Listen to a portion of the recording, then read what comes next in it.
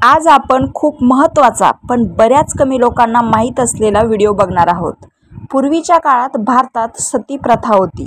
अगदी अलीकडेच बंद झाली ही प्रथा. लढाईत वीरमरण आलेले योद्धे ज्यांच्या समाध्या आजही गावागावांत पडून आहेत त्यांना वीरगळ असे संबोधले जाते. परंतु त्या वीरांच्या अंत्यक्रियेत त्यांच्या विधवा सती जात असत. त्या सती गेलेल्या सतींचे सुद्धा स्मारक किंवा समाधी स्वरूपात दगड मांडून त्यांची पूजा करण्याची पद्धत फार पूर्वी अस्तित्वात होती. त्या सती गेलेल्या सतींचे स्मारक हे पाणी असलेल्या ठिकाणी असायचे.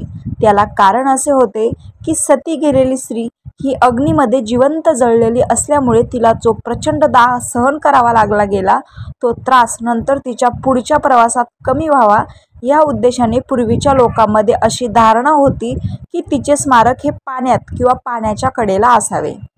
म्हणून सतीच्या नावाने दगड मांडून त्यांच्या कुळातील लोक त्यांची पूजा करत असत. त्या समाधीलाच सतीचा आसरा म्हणजे सातीचा आसरा असे म्हटले जात, म्हणजे सतीचे निवासस्थान.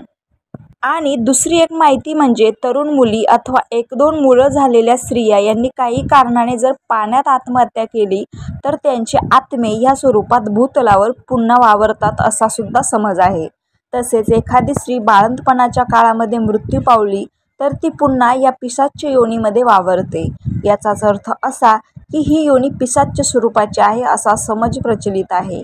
यांचे वास्तव्य विहीर, तळी, जलाशय इत्यादी ठिकाणी असल्याने त्यांना काही ठिकाणी जलदेवता मानलेले आहे.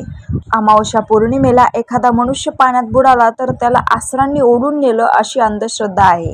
सतीचा आसरा या शब्दाच्या नंतरच्या काळात हळूहळू अपभ्रंश होऊन साती आसरा असे संबोधले जाऊ लागले.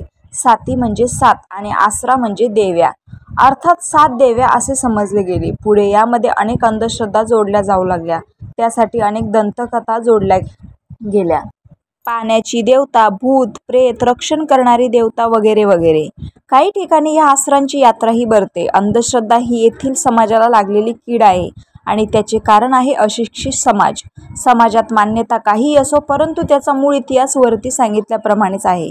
साती आसरा म्हणजे जलदेवतांना किंवा माऊलाईंना मानलेल्या देवींना पूजा करणे. या पूजेमुळे पीक चांगले येणे, विहिरीचे पाणी आटू नये, पिकांवर रोग पडू नये असे मानले जाते. पूजा करण्याची पद्धत दिवस मंगळवार किंवा शुक्रवार, स्थळ नदी, विहीर, तळी, बारव इत्यादी ठिकाणे. आणि पूजा करण्याची पद्धत आसरांचे वार्षिक ठराविक दिवशी त्या जागी ठेवले जाते. अमावस्येला नारळ फोडला जातो, नैवेद्य पाणी केला जातो. रामकृष्ण हरी.